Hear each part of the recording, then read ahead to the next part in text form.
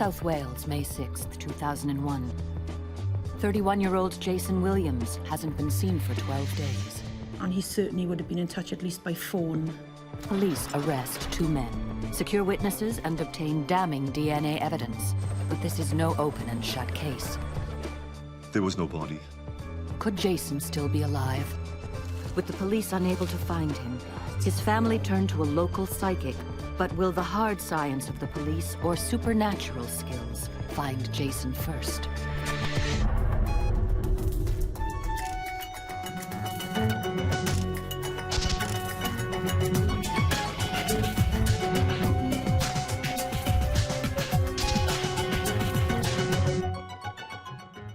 Lahore, a quiet commuter town on the south coast of Wales. A person doesn't have to be missing for very long before somebody notices. Unemployed father Jason Williams has not been seen for 4 days. His sister Julie is worried by his lack of contact. Jason was a very family-orientated person, very devoted to his son. He was very much a hands-on dad. He certainly would have been in touch at least by phone to speak to his son. So that was when the alarm bells first were raised. Detective Chief Inspector Ken Isaac has lived and worked in the area for most of his life. An area where serious crime is extremely rare. A missing person report in relation to Jason Williams commenced in the village of Lahore. There were general house-to-house investigations and speaking to his family and associates. So we expected from an early stage of the missing person inquiry that he would be found within a week or so. Most missing persons in the UK are found within 3 days. After a week, the police still have no definite leads. The family grows desperate. Leaving messages on his mobile phone for him. Obviously, every time the phone rings, you wonder, is it the police ringing with news? But everybody kept an open mind that perhaps he's gone visiting somebody out of the area. After 9 days and with little information from the police, Julie takes advice from a relative and contacts psychic Sue Evans to see if her worst fears are true. Psychics have the ability to speak to spirit, so that if that missing person is dead, then psychics would be able to communicate with that dead spirit. If she was a genuine article and could do what she said she could do, she might come up with a piece of information that would lead to finding him, so there wasn't any decision to make, really. Right then. Sue claims that tarot cards focus her psychic intuition and will allow her to discover what happened to Jason. I use the tarot like some people use a crystal ball or tea leaves. And it's a way of me linking into their lives and finding out what's happened to them. To me, the tarot is how I communicate with spirit, as well as being able to predict. Out of the 78 picture cards, Sue turns over the image that most strikes fear into those not familiar with the tarot, the death card. The death card means change. Doesn't always mean death, but it does mean change. But because it's next to the moon, which indicates sadness to me, it does mean that there is sad changes around you. This is the Chariot, which means trauma. This is how you feel at the minute, as if everything has tumbled down around you, which is caused by all these preceding cards. And this is the 9 of swords, which indicates stress to come along with this.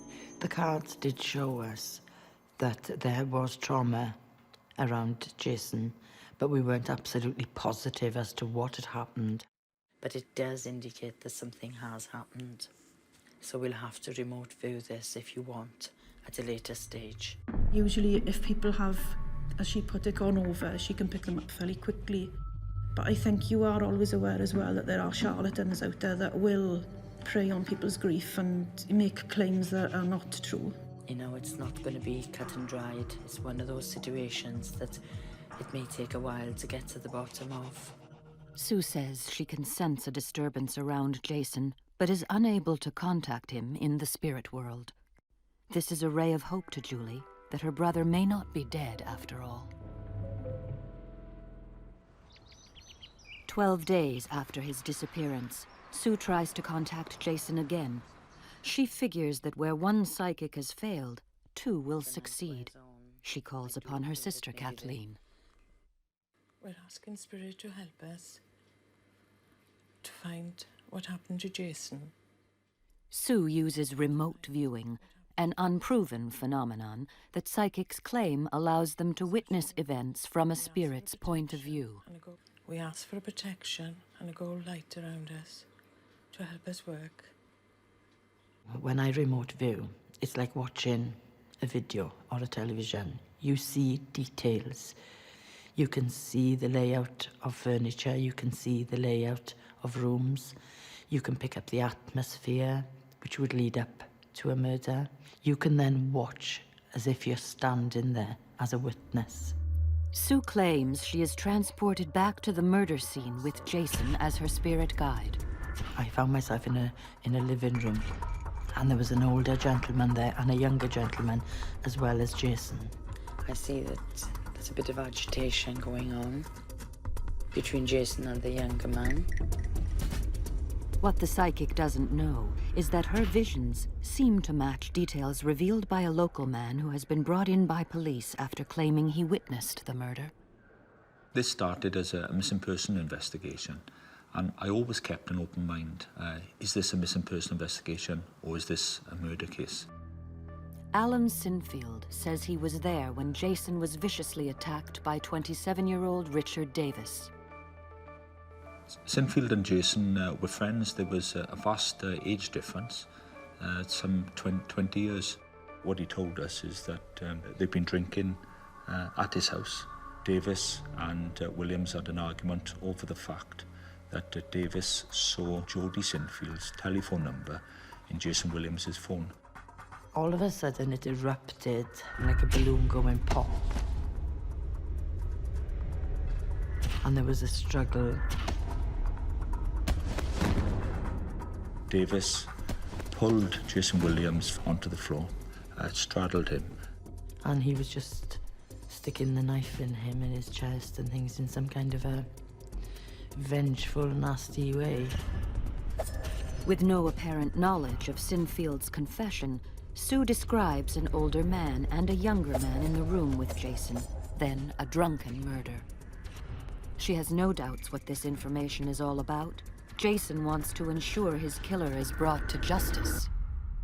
There is an element of wanting justice done because somebody had taken his life.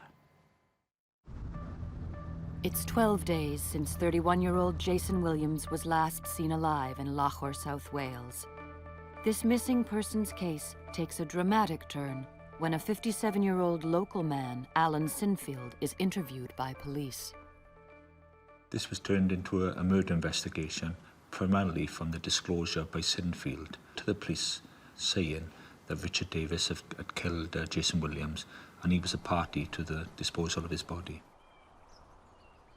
For 24 hours, these details are not released even to Jason's family, yet somehow psychic Sue Evans' vision of the murder appears to match Sinfield's confession. The police remain open-minded over what has happened to Jason.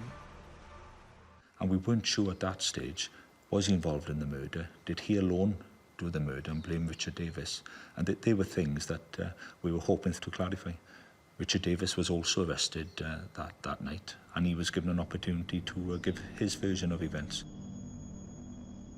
Davis protests his innocence and claims that although he had an argument with Jason, he left Sinfield's house with him still alive.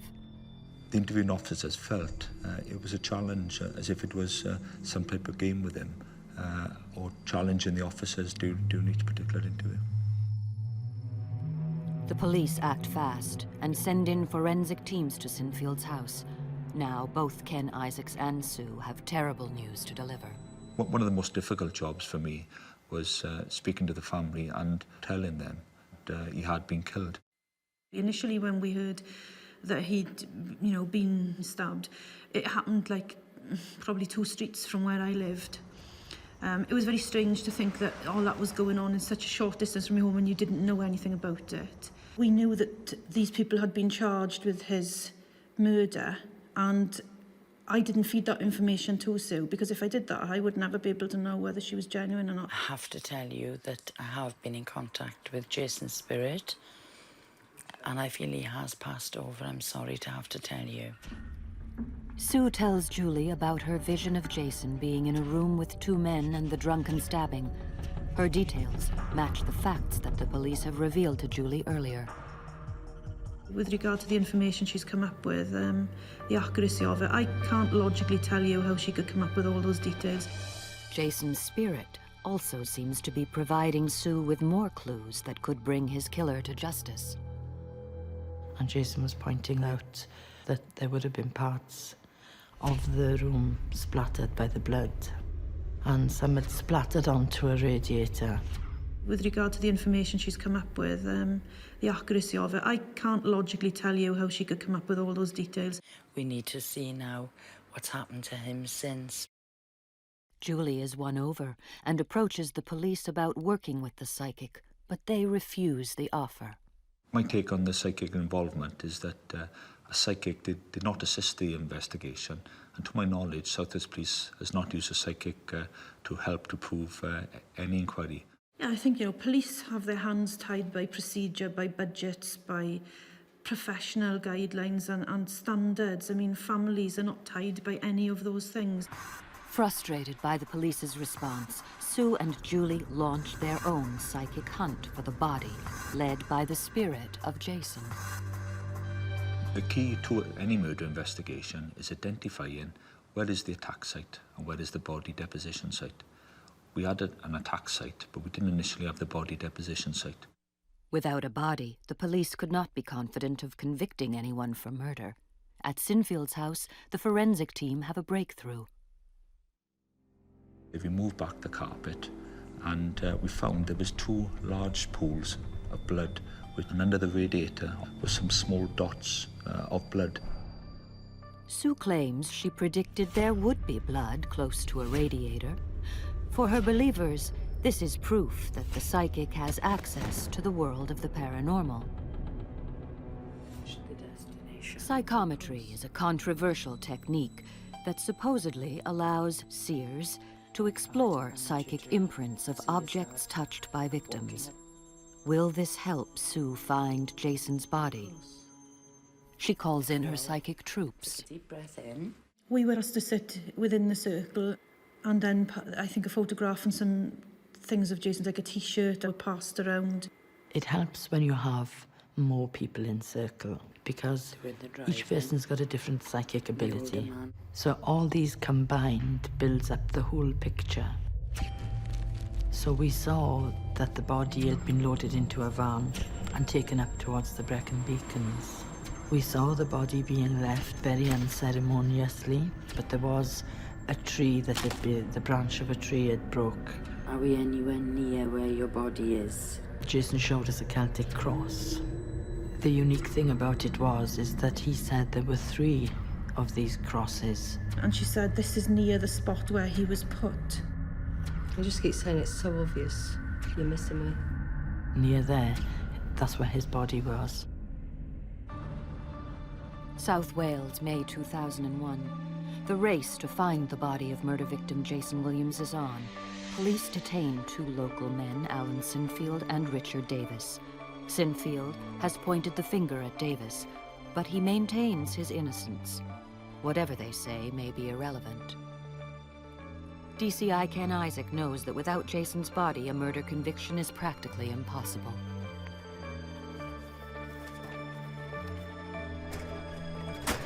It was important for us to recover Jason's body for 2 reasons. Primarily, to prove the case of murder. There's been very few convictions or murder convictions where a body hasn't been recovered. And secondly, for the family, so they could have closure on the case. At the same time, psychic Sue Evans has launched her own search. She claims that she is in touch with the spirit of Jason, and he has given her clues that will lead to the location of his body. Where we were in terms of the jigsaw at this stage was that we had more pieces to put together to build the whole picture. We needed to know where the body might be to help find Jason. Jason's sister is convinced by Sue's powers and asks the police to use her supernatural skills. But in the UK, busy murder investigation teams often discount the work of psychics. While Sue and Julie embark on their own hunt for more clues, the police act upon Sinfield's admission that he helped Davis dispose of the body.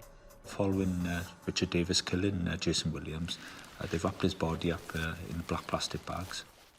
And he and Sinfield went around the Brecon beacons looking for a place to dispose of Jason's body. Assigned this near impossible task of finding Jason's body in over 500 square miles of moorland is search expert John Williams. The area is so big. Unless we had some indication as to where Jason was, then we were literally clutching at straws. What the police have that Sue doesn't is the help of one of the men who dumped Jason's body. We drove quite a few hundred miles over the days I was with him. I can recall him saying that they drove onto a grass verge at some point.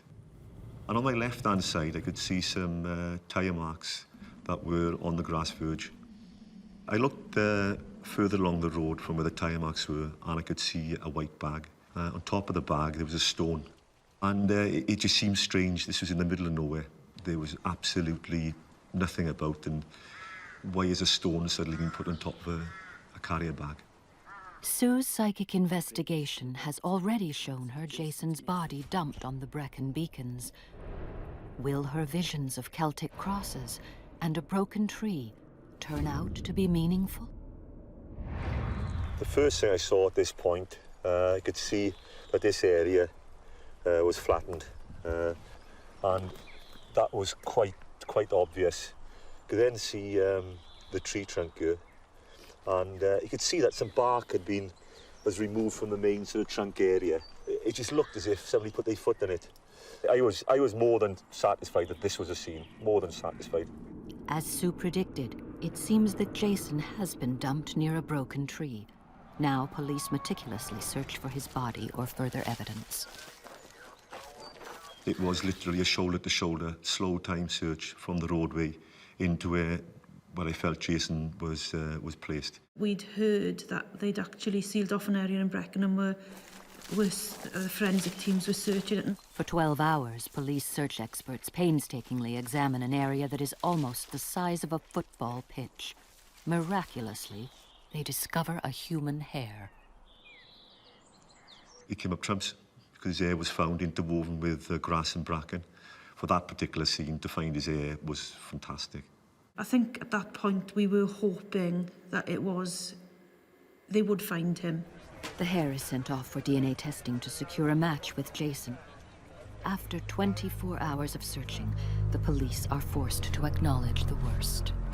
There was no body. I carried a cursory search, but there was no body. It was quite frustrating, really, when they came away empty-handed. Amazingly, Sue's vision of the broken tree has turned out to be accurate, but somebody has been back to the site and Jason's body is gone. Without it, a murder conviction is a near impossible task for the police. Over the following months, the police scour the Brecon beacons using helicopters, dive teams, and sniffer dogs, every method available to them, except the powers of a psychic.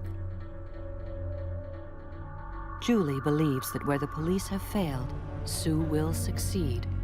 I feel it's definitely near these 3 Celtic crosses. So we decided to go in the car and go up and have a look for ourselves to see if we could find any of these landmarks that Jason was showing us. As we were driving along, we rounded a corner and I spotted a church behind some high sort of conifer trees. And we found a Celtic cross. There was a Celtic cross there. And as we approached it, I noticed that I could just see a Celtic cross in the grounds, and I said to Sue, there's one Celtic cross there. Julie turned on and said, look behind, and there was 2 other Celtic crosses. So these were the 3 Celtic crosses we felt that Jason was showing us. The clues and the jigsaws were coming together, and we just had to trust that he'd guide us to him. In South Wales, 2 very different investigations race to find the body of murder victim Jason Williams. The police search the Brecon beacons but find no corpse. Jason's sister Julie turns to psychic Sue Evans. She is certain that Jason will be found near the 3 Celtic crosses. crosses that they have discovered in an old Welsh churchyard. The fact that we actually found 3 Celtic crosses in one churchyard, which I think is quite unusual anyway. You could feel his spirit around you, and you would feel a nice warmth. I thought about it, and I really can't think how logically she could come up with as much accurate information as she has. I would never have known these were here, and I do feel that Jason did draw us towards these to show he's in this area. Sue is certain that Jason is nearby. Julie supplies the police with the psychic's vision, but they prefer not to act on information allegedly from beyond the grave. So I'm used to them being skeptical. I'm used to not being acknowledged by some of them, even when what I've set out to do has happened. But I feel Julie did feel a lot of frustration because she'd be going there and saying, well, look, we're doing this, we're doing that, why aren't you helping? The police have the confession of Sinfield and strong evidence pointing towards Davis as the murderer. But without Jason's body, taking Davis to court is risky. A conviction secured without a body is virtually unprecedented. My understanding that there's been less than a dozen convictions in British judicial history, or it was at that stage, for a conviction of murder without a body. So we were mindful of that. The police meticulously piece together a package that aims to prove that Jason is dead even without his body. It includes vital information from the crime scene. We got an interpretation to the blood. There was a large pool of blood, so anyone who would have lost that amount of blood would have been seriously ill at that particular time. So that helped to support the fact that Jason Williams didn't leave the scene that night. The hair discovered in the forest comes back with a DNA match with Jason. What Sinfield was saying all along seems to be true. Then detectives interview Davy's girlfriend, Jody Sinfield, and she confirms that he admits to stabbing Jason. The police decide to gamble on the skills of their forensic team, and in February 2002, Davis and Sinfield are put in front of a court of law. Sue's claims that she has spoken to the spirit world will also be put to the test. It was spooky, for want of a better word. As I say, when certain things were coming up, you could actually feel the hairs on the back of your neck going up. Julie claims that Sue continued to provide her family with visions of the murder, including details of the part that Davis played, the nature of the attack, and how Jason's body was moved. Now this information corresponds with what Julie hears in court. They realised that a lot of the information that I'd given them was accurate, bang on. This proved that I was on the right track all the way through. Julie did go back to see the police and say, well, Sue had told us all this before it came out, and yet you still refused to let her in on this. The thorough police investigation leaves no room for doubt. Sinfield gets 2 years for perverting the course of justice. Richard Davis is found guilty of Jason Williams' murder and sentenced to life. He continues to appeal against this judgment. We were satisfied and pleased, obviously, with the fact that we had done a thorough investigation. But my thoughts are with the family of Jason Williams. It's over 4 years since the trial. Jason still has no grave. His grieving family can only pay their respects at a memorial near the site where he was originally dumped. Jason seems to have accepted things a lot better as the years have gone on. He seems to have a little bit more acceptance of what's happened to him, but the drive is just as strong. He still wants us to find his body. He's still around us, and he is only a thought away, and he pops into my mind quite often, quite regular. Sue is certain that Jason is near the 3 crosses, and with police help she could find his body, but the controversy over the intervention of psychics and clairvoyants in criminal investigations remains. Well, I feel that psychics are another tool that the police can use. I would like to see every police headquarters having psychics on their books. It's nice to see Callum's dog is still here. Oh, bless. Yes, Callum's little dog. Because obviously he has no grave to go to. No. It's a little present for his father. Mm. I think she's been psychic from a child. To her, that is normal, and I get the impression she can't understand why we find it so amazing, because for her, it's fact. Sue's relationship with Jason has had a lasting effect on her. It proves that there's life after death, and it proves that your loved ones care for you after they've died, and that they still have emotions and feelings even though they're dead. I will always keep looking for him, and I will always be there for him for as long as I can.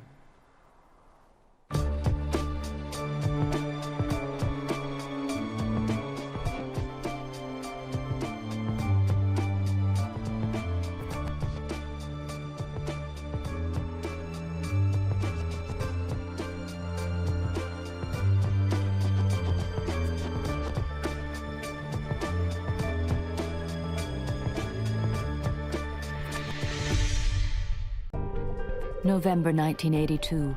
Fear cloaks the serenity of a small town in New Jersey. Popular teenager Amy Hoffman has disappeared without a trace. The police can't say if she's alive or dead, but psychic Nancy Weber knows there's been a murder and fears the killer is on a rampage. He's killed before, he's killing again. He's going to kill more. She tells me something, I believe it to be gospel. Can Nancy help catch the killer before his brutality is unleashed again?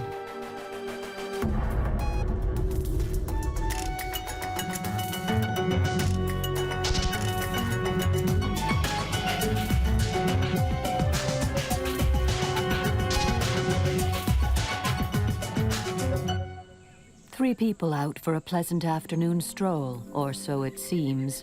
A closer look, and it becomes apparent this is not a recreational time filler. These people are not so ordinary. The conversation underscores the seriousness of their purpose.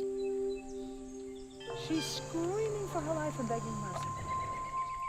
Right when she was first found, there was no evidence that would indicate a... Bill Hughes is a police officer, Nancy Weber is a professional psychic, and Jimmy Moore is retired. He was detective captain at the Parsippany Police Department. More than 20 years ago, the trio came together and stood in this secluded location. What happened here would change their lives forever. November 23, 1982. Amy Hoffman, an 18-year-old senior high school student, leaves her part-time job at a Morris County shopping mall. In the parking lot, she says goodnight to her friend. It's approximately 9:35 p.m. Two people see Amy as she walks across the back lot to where her car is parked. One, a fellow worker driving out of the parking lot. The other, her killer.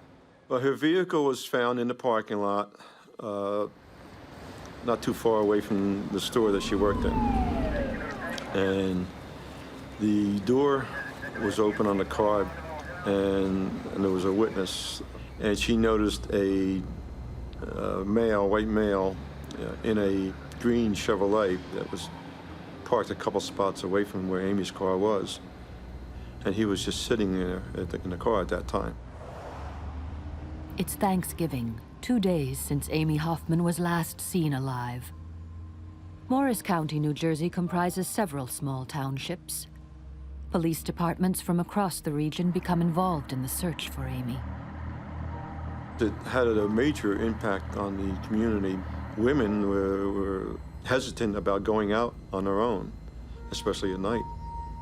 20 miles away in Mount Olive, Nancy Weber, who runs her own psychic practice, gets a phone call from a woman. She said, my daughter has a best friend who works at the Morris County Mall. And she's missing. She didn't come home.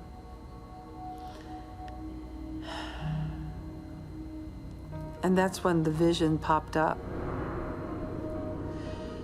The image I kept having was this naked body, multiple wounds all over.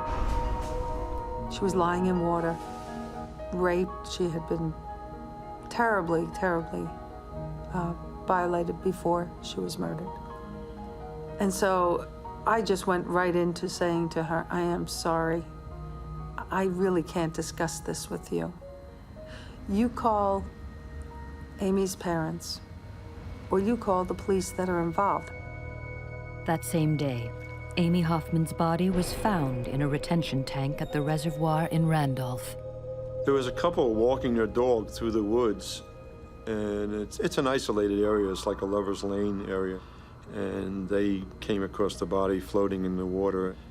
There was numerous slashes and stab wounds to her body, and some were post-mortem, meaning that after she had died, the assailant still continued to slash at her and cut her body.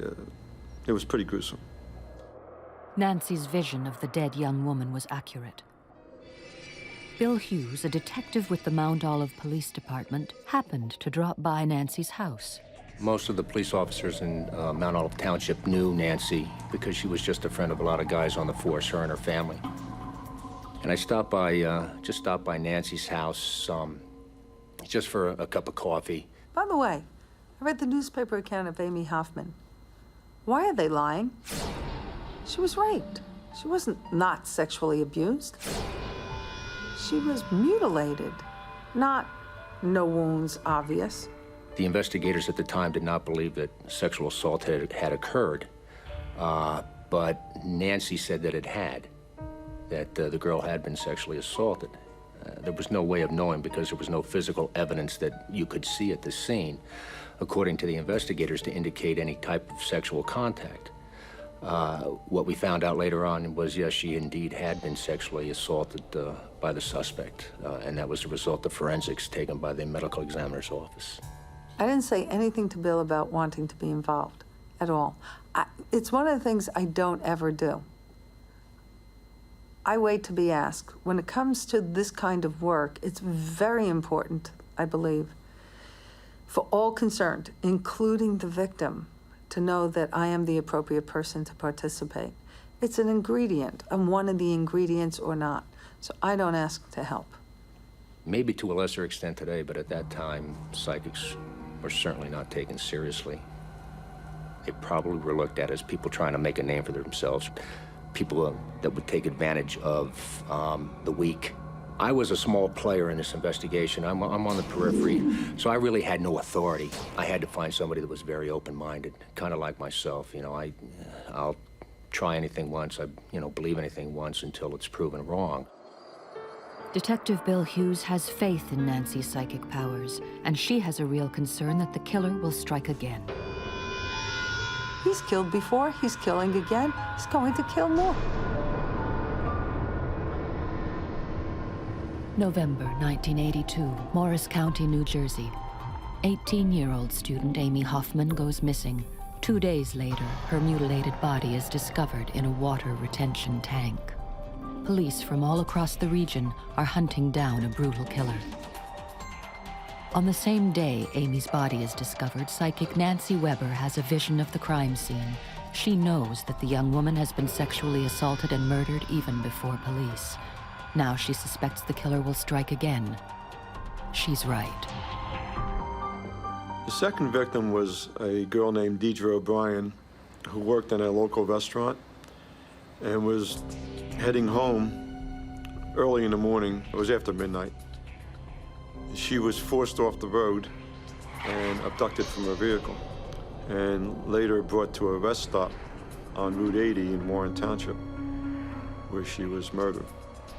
We were all very upset because now we had two gruesome homicides on our hands, and we had a feeling that the same individual was involved because the same type vehicle was seen leaving the scene of Deidre O'Brien's homicide. A second woman dead in such a short time leaves little doubt that police are dealing with a serial killer. But this time, the killer leaves a calling card: tire prints. Detective Bill Hughes thinks it's crucial to get Nancy officially involved in the case, but he is just one of hundreds of police officers tracking down what they now suspect is a serial killer. He needs to get someone he can trust to hear her out. I knew that Jimmy Moore is a seasoned veteran. Jimmy has well over 20 years on the police force at the time. He's a captain. He's in charge of the detectives in Parsippany.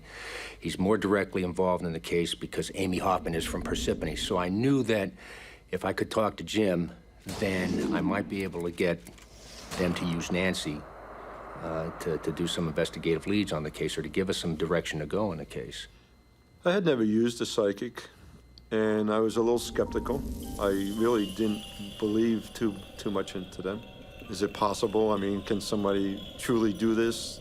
I actually had flashbacks of being on the boardwalk and down at the Jersey Shore, and you see these signs, palm readings, and of course I don't believe in any of that. So I was a little skeptical, but I said, you know what? We have nothing really to go with. If there's a chance that it's going to solve the case, I'm willing to try it. When I opened the door to Bill at 6'5", standing next to this about 5'7" man who he introduces as Captain Jimmy Moore from Homicide, I thought, uh-oh, what now? And he simply asked me to repeat to Jimmy what I had told him about the newspaper account of Amy Hoffman and my belief that there was a discrepancy there. I asked Nancy some questions and stuff like that, and pretty much wanted to get to know her as an individual. And I found out that she was a just down-to-earth type of individual, and she didn't seem to be a person that exaggerates or puts anything on. And I was impressed by her personality. And I said, how do you do this? And she says, I just see it. And she says, I don't know why or how, but I just see things. And she says, all I can do is tell you what I see. And she says, I don't want you to tell me anything about the case, and I don't want you to give me any leads. What we decided to do at that point was take a ride in my car. And what we were going to do is take Nancy, by the scenes of the abduction, and the scenes of the murder, and the scenes where their bodies were left. When I was driving with Bill and Jimmy in the car the first day, when we went down a road, I could feel I was coming towards the end of her life. It was as if the energy of the road itself got darker and darker. Got more magnetically charged with an energy that felt more panicky, heightened anxiety. The first place that we went to was the reservoir in Randolph. We took Nancy down there and parked the cars, and we let Nancy walk around. It was an eerie feeling. You know, it was a very isolated area, wooded area, no homes around. Very macabre. You could almost feel the horror that Amy would have gone through. Amy could have been dumped in any one of about 12 acres. And Nancy went right to the spot where Amy was left. I felt almost as if Amy was waiting for me there on the ground. So I got down on the ground on my knees, and I could feel no separation between the memory of what Amy went through and myself at that point. I began to speak words I believed were the last words, where she was begging, please don't kill me. I believe she knew that that's what he was about by then. She had already been raped. She had already been badly cut. And I believe she understood that he was enjoying this. And she didn't know how to get through to him. She had no idea how to get through to this person who seemed bent on destroying her. For me, it was very important to stay with it because I'm looking for the tiniest bit of a clue, a shred of evidence that might stop him. Went back in the car and kept reviewing. Now I'm going over all the film. Again and again, like an editor, attempting to be as detailed as possible. Pop. He's from Polish descent. He grew up in Morristown. Pop. He was in Florida. He was in jail there. for murder. And I'm telling Jimmy and Bill as I get it, in the car, driving. They let him out. Early parole? Pop. His name kept coming to me, the man who was with her. James. I don't know if she knew his name. I knew it. So when I got the last name beginning with a K and Kodatich. I felt that Nancy was seeing what we were looking for. She had this individual pegged, and she was trying as hard as she could to give us as much evidence that she could see to arrest us, to arrest him, because she kept telling me, Jim says, this guy is sick, and he's just going to keep killing until he's caught. And she was upset with that. She was very adamant about telling me that this was a sick individual and he's just going to keep on killing. It wasn't a crime of passion. It wasn't he stalked this particular person for weeks and had an obsession with her. He had an obsession with joy at causing harm. When I saw that, I knew he's not going to stop until somebody stops him. This man will not stop. With 2 brutal murders occurring within 10 days, every available police officer in Morris County is on the case.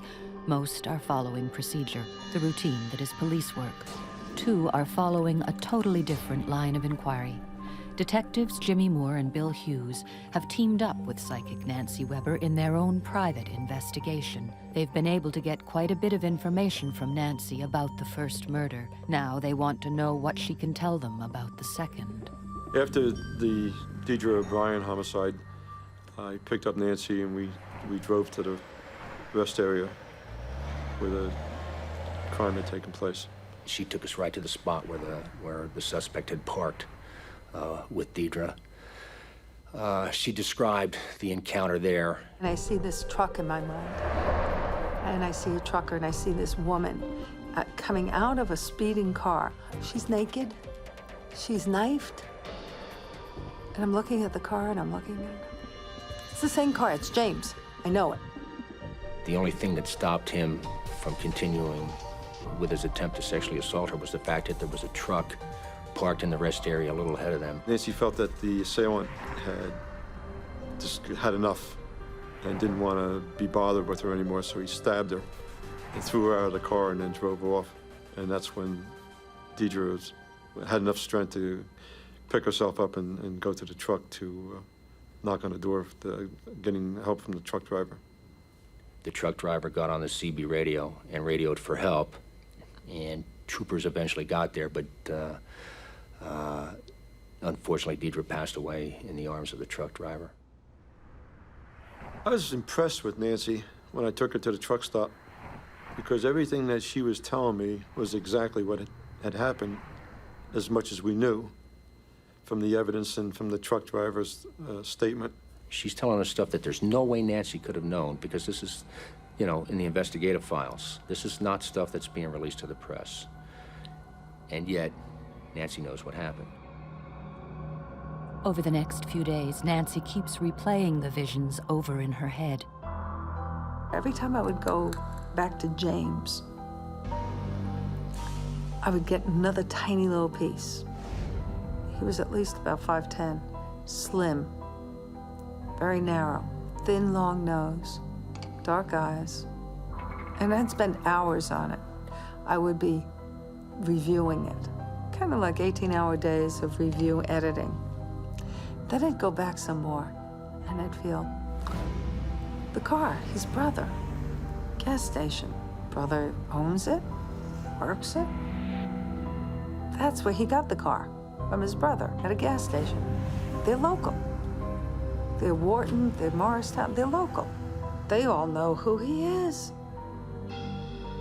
Everybody knows who he is. Don't know his last name. He was a local terror. Growing up even, the cops all know who he is. He's not an unfamiliar character. This guy was dangerous when he was in high school. Nancy's coming up with all this stuff that she couldn't have possibly known about, and she's given us all this good information. And then a little bit of frustration sets in because you believe what she's saying, and now you're trying to think to yourself, how am I going to convince the bosses in Morris County to listen to what she has to say? At this stage, the detectives want permission from the county prosecutor to officially involve Nancy in the investigation, but before they can present their case, they are denied access to his office. The prosecutor is not interested. As Nancy and I started to walk through the door, a detective from the prosecutor's office stopped me, and who knew me personally, and he said, "Jim, what's she doing here?" I said, "Well, she's been with us and giving us information on the case." And he said, "Well, the prosecutor doesn't want her here. He doesn't want to get involved with her." I was upset with the prosecutor for not even hearing us out. I felt that he should have at least listened to what we had to say. And it bothered me. To this day, it bothers me why he did that. The headlines were all over not only our state, but the nation and on all the news, that we had a serial killer. Nobody knew who it was. They couldn't figure it out. Nancy is also upset and frustrated. She decides to appeal to a higher authority. She calls some students who she trusts, and they form a psychic circle. Together, they use psychic prayer to try and stop the killer in his tracks. Went through everything. And when I was finished, I told them, join hands with me. So we went to the light, went to the Godhead, went to the apex, and through that, asked that if it was in the spiritual path of all concerned, to bring back to James K. Itch the pain he has given and the suffering he has caused. Let him feel it now. Let him get it in such a manner he can no longer give it. And I simply held on to that thought the rest of the night. It was my mantra. It was my chant. It is his time. Let him feel his own pain. He cannot give it out any longer. Let him feel his own pain. He cannot give it out any longer. It is over. The power of divine intervention has been argued and disputed since time began. Can a New Jersey psychic's prayer really stop the killer in his tracks? In fact, there's been a dramatic break in the case overnight. I get a call home, and I was told that an individual was arrested in response to the Amy Hoffman, Deidre O'Brien murders. They responded to a home in Morristown where an individual had been stabbed. While they were at the scene, one of the officers noticed the green Chevrolet sitting in the driveway, and it matched the description of the vehicle we were looking for. So they called for the forensic team to come to the scene to check this vehicle out. As it turned out, they found the tire on the car matched the imprint that was found at Deidre O'Brien's abduction. And subsequently, the individual was arrested and charged with the 2 homicides. When I found out who the individual was and his background, I couldn't believe how accurate Nancy's information was that she had given us. So we have our guy under arrest, James Kodatich, and what we find out about James is very interesting. A lot of the stuff that Nancy had told us was right on the money. James Kodatich had a brother who was a mechanic, had lived pretty much his entire life in Morris County. James had moved to Florida, had been in prison in Florida, and that he'd murdered while he was in prison in Florida, stuff that Nancy had come up with. His last name was Kodatich, the K and the ITCH that Nancy had come up with. Early in the morning, I get a call from Jimmy, and he goes, "Hey, Nancy, what did you do?" I said, "What do you mean, what did I do?" He said, "What did you do?" I said, "I had class last night." And I told them about it. And we said a prayer to finish it. Make this man have all the pain he gave to women. He said, "Well, James Kodatich," and as he said the words and the name, it was like, boom, boom, boom, lights go on. I went, "That's him." All the information that she saw, that she gave us, was exactly the truth. I think that a lot of people have to see for themselves. You know, there's going to be people that are going to watch this episode and they're going to see me and they're going to listen to me talk. They're going to listen to Jimmy Moore talk. They're going to listen to different people talking about their experiences with psychics, and they're just not going to buy it. and so be it. But if you're a police officer and you don't buy it, then you probably shouldn't be in the investigative side of anything. I says, because like I said before, you've got to keep an open mind. You've got to be willing to try anything. If you try it and you don't like it and it doesn't work out for you, so be it. Then don't try it again if you don't want to, but at least try it once. But there is still a mystery surrounding the event of James Kodatich's arrest. Police arrived at his house after he called them complaining he'd been stabbed. Could Nancy's prayer have anything to do with this? He claimed that a dark-haired woman ran him off the road and knifed him in the back. And at the time, my hair wasn't gray, and it was longish. And I thought, I wonder if he'd recognize me if he met me. I'd love it. I'd love him to know that, you know, you stand there with all the victims. And that victims have power, you fool. How could you do this? It's up to you to decide whether she had anything to do with it or not. On October 29, 1984, James Kodatich became the first man sentenced to die under New Jersey's revised capital punishment statute. The sentence was later commuted to life imprisonment. After his arrest, it was determined that Kodatich had actually stabbed himself. He never explained why, although the self-inflicted wounds were not life-threatening, and apparently he never again spoke of the long-haired woman he claimed had attacked him. But perhaps he sees her now and then.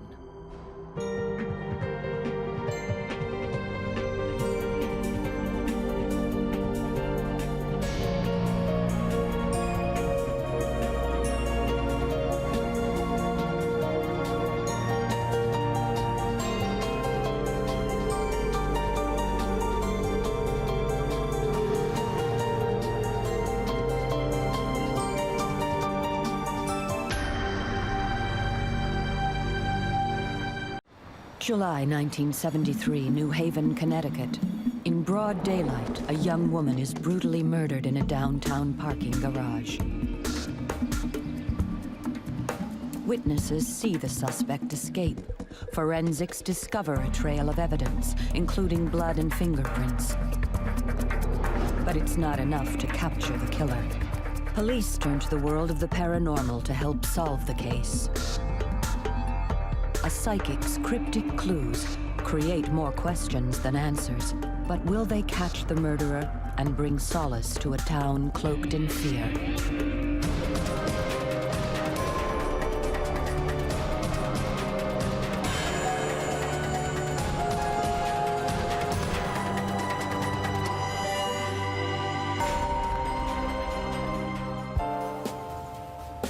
July 16, 1973, New Haven, Connecticut. Penny Sarah is a 21-year-old dental assistant. In her high school yearbook, she describes herself as having a laughing heart and merry spirit. Since her mother passed away 10 years earlier, she's been a constant support to her father and young sister. On this day, she's taken time off work to go shopping for furniture. She pulls in on the top floor of Temple Street parking garage. She gets out, and before there's time to lock the car, she's attacked. In the struggle, the attacker's hand is cut. The young woman manages to escape to a stairwell, but her assailant corners her and stabs her through the heart. As far as Detective George Mazzacane was concerned, this case was going to be a piece of cake. We had 5 people who had witnessed the portions of the incident as it occurred. We had the blood type. We had fingerprints. We had everything but his name and address. Police even had a suspect, Penny's on-off boyfriend. Within hours of the murder, the man is brought in for questioning, and an eyewitness picks him out of a lineup.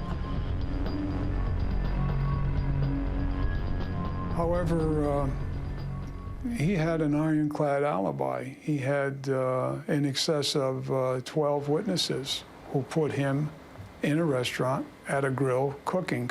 With the release of the boyfriend, Mazzacane drew his own conclusion.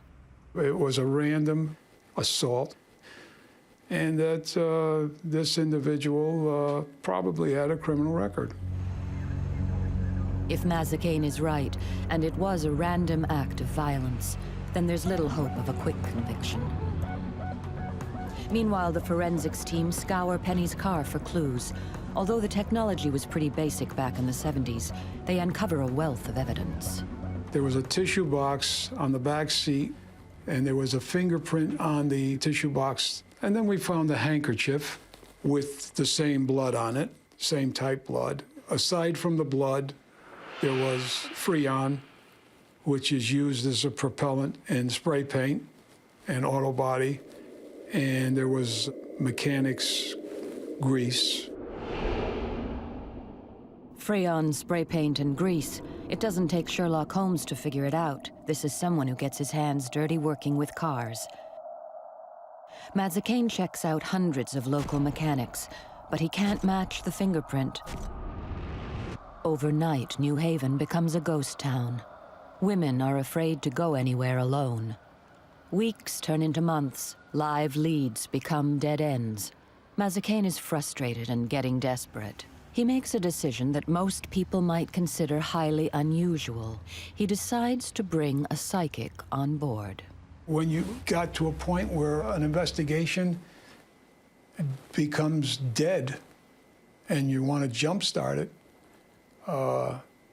you certainly would revert to a psychic. Mazzacane gets in touch with Mary Pasquarella Downey, a psychic and time walker. She brings a new dimension to the investigation. For most people, the notion of time is just that, a notion, a means of measuring fragments of our lives. For Mary, time is personified, and she can talk to it.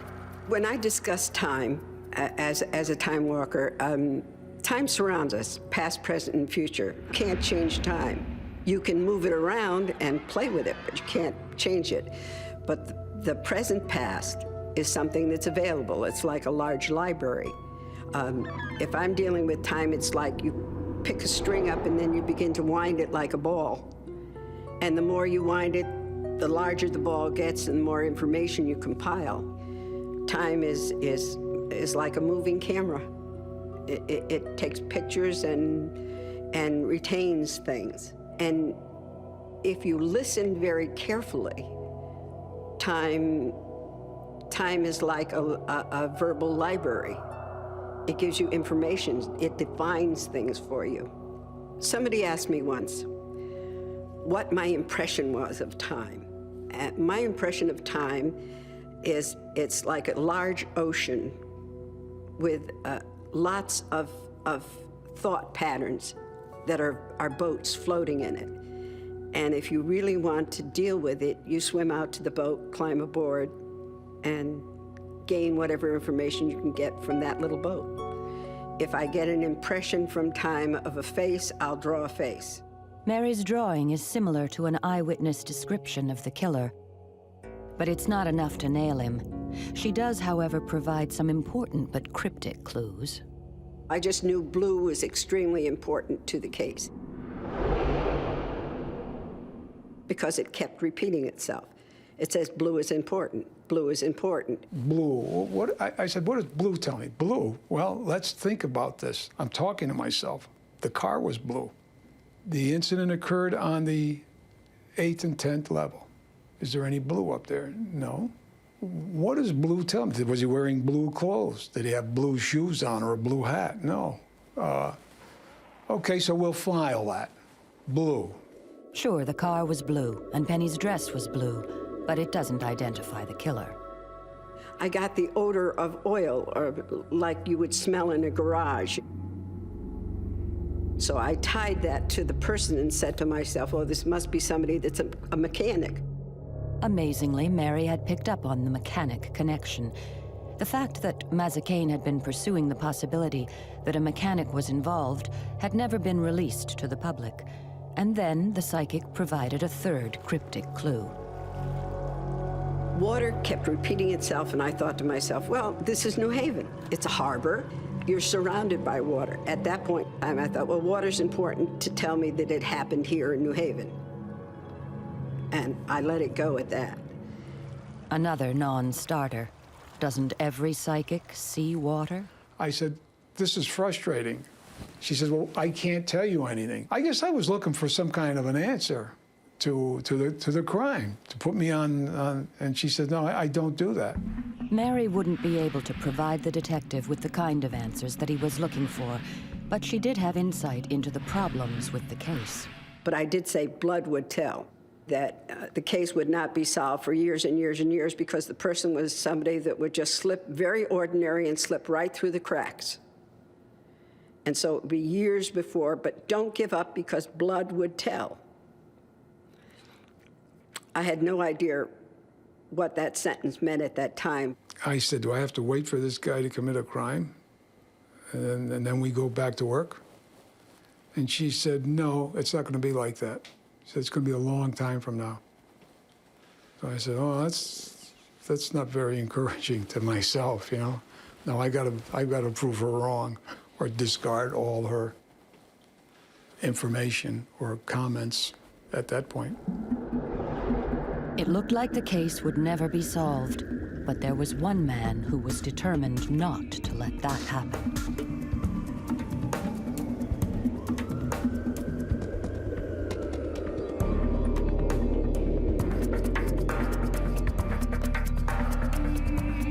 Detective George Mezzacane was hunting down the brutal killer of Penny Sarah. When he reached a dead end, he sought the help of professional psychic Mary Pasquarella Downey. Mary insisted that the killer would eventually be caught, but the visual clues she provided were vague. The color blue and a sense of water were not hard evidence. Certainly not something he'd want to share with his superiors. I never committed this to writing because it would look like nonsense. And then one time I mentioned something in the detective division to someone, and the chief inspector said to me, you're not reading tea leaves anymore, are you? He said, I said, no. He said, well, when you get through with that, he says, I want you to go out and take care of something, get back to doing good old-fashioned police work. Mezzacane decided to ignore the ridicule of his superior and continue working with Mary for two reasons. Firstly, conventional police work had yielded no positive results. Secondly, he was under pressure from Penny's father, John. She said, I want to get more information on Penny. I want to hold one of her objects. Did you bring anything with you? I said, no. She said, well, I need some significant part of clothing. The dress she wore that day. I said, I'll get something. So I went back after this was a brief conversation. And I was interested, but I wasn't, I didn't have anything to chew on, you know? It was like, you know, like a light beer, I guess. Everything you wanted and less, you know? I guess they'd have to characterize it that way, you know? There's a lot there, but... And I wasn't surprised. I was interested. For their second meeting, Mezzacane brought Penny's father along. John Serra had campaigned to keep this case alive from day one. Every week, he placed ads in local papers in an attempt to find the killer. He did not want it put on the shelf and wait 20 years for someone to come in and confess to a crime. He wanted to know that there was somebody working on this case every day. And that was his mission, and he accomplished that. Mezzacane also brought a favorite coat of Penny's. The process of psychic reading through an object is known as psychometry. When you walk into a house, you either get a good feeling or a bad feeling. When you meet somebody, you either like them or you're wary of them. That's your energy reaching out to protect you. And it's exactly the same as any viewer that's out there has had the deja vu, that's met somebody and been cautious, that's gone into a house and couldn't wait to get out. This is psychometry. That's the world of psychometry. It's energy speaking. She began to talk about Penny and what kind of a woman she was and what she thought had happened, and kind of recapped what she had told me. The only thing that we did get from that was that I knew very well that it was somebody that had never seen her before, had nothing to do with them, with her, and that it was just a chance occurrence. Wrong place, wrong time. Mazzicane's suspicions are confirmed. Right from the start, he also felt the killing was random. After the session, Mazzicane and Penny's father had their own meeting. I said, what do you think after we left? I said, did you feel comfortable? Did you think she's a quack? Where did she get all this information? How did she? He says, I don't know. He said, but she's good. He said, I believe her. He said, if she can help, I'd like her involved. So I said, okay. She had suggested that she wanted to go to the crime scene and get some impressions of the person who did this. So he was all for that. He said, sure. And I thought it was a good idea. We'd come this far. Why leave that part undone? It's been over a year since Penny Sarah was murdered. Conventional police work has produced nothing. Out of sheer desperation, Mazzicane continues to put his faith in Mary. And this is actually where it happened? Yes, right in this area here was where she bolted from the car and ran. Can this odd couple manage to grasp some psychic evidence from the crime scene and not only capture a brutal killer, but bring some solace to a heartbroken father? What witnesses said, he chased her up this way and then she ran.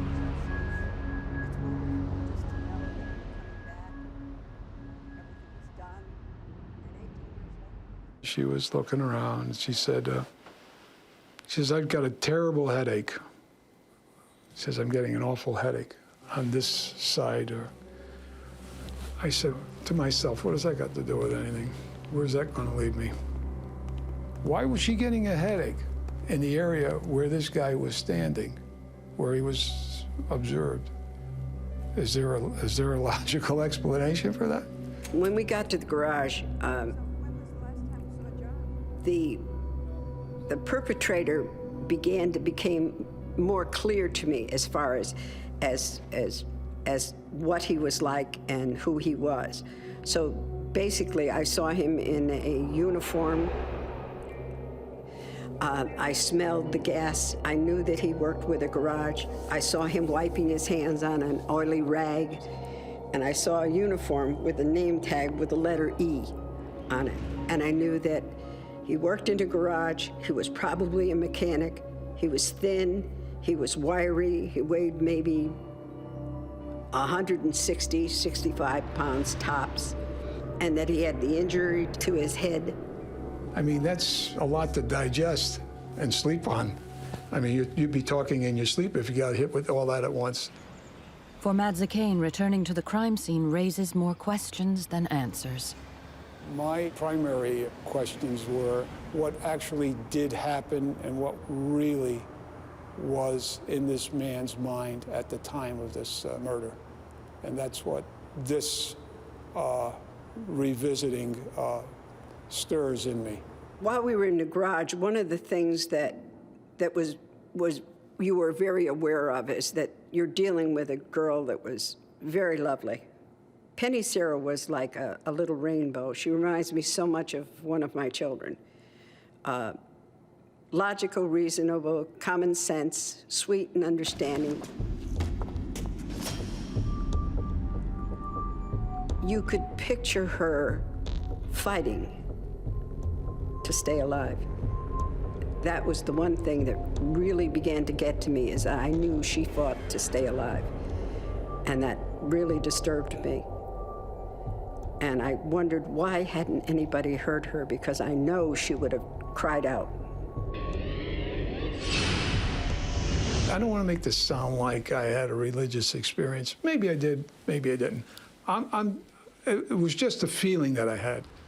I felt that she was getting information from a gift that she had. And I never felt that with another person in my life before, and I've worked with some psychics before, and I've worked with some after, and I never got that feeling, you know, that I was going to get help or I was going to get that kind of, you know, it never happened again. From the very onset of getting the case, I knew that blue was extremely important. Blue, blue, blue, kept repeating. And then as we approached the garage, I knew that where we were going would be the blue floor. So as we entered the garage and George was driving up, I noted that there were numbers on the floor. So I thought I was wrong. Later on, I checked with one of the attendants, and he did say that years ago, they did color code the floors, but then they changed it to a numeric format. So I was right. So she was right. So I was right, Yeah. and then it was blue. Yeah. Oh, good. Another confirmation. I had the feeling that this woman knew something, and I honestly thought that she was going to tell me who did it. Go get this guy. Here's his name. I wrote it down and his address. It was scary in that someone could know that kind of information and not have enough to take you over the top. That was frustrating. Mary's visit to the parking garage had produced several new clues. However, every psychic has their limit. I'm not involved beyond the point of my first initial investigation. There are a lot of psychics that have the same philosophy that I have, that we are not going to solve a murder case. We are not police. We are going to be an informant, somebody that informs them of something that they may have missed or not paid attention to. A good psychic will only do what they're asked to do and nothing more, and walk away. Detective Matsakane continues working on the Penny Sarah case. Years pass with no significant progress. Then, in 1979, Matsakane decides that he too has reached his limit. After 17 years with the New Haven Police Department, the detective retires. I just hit a stone wall, I think. I just hit the wall. And I was getting totally consumed with this. And Mary had given me all these leads, but I needed something to put everything together, and I just couldn't. I'm not making excuses. I'm just saying that it got to a point where I just, I didn't feel like I was useful anymore. With Matsakane out of the picture, one of Mary's predictions has already come true. 5 years have passed since the murder, and the case still hasn't been solved. In fact, it would be another 6 years before there's a break in the case. A woman calls the police and claims that her husband threatened to do the same thing to her as he'd done to Penny Sarah. The man is arrested and charged with Penny's murder. Is this the man Mary Downey saw in her visions? Will John Sarah finally get justice? Because although it's been 11 years, the statute of limitations doesn't apply to murder.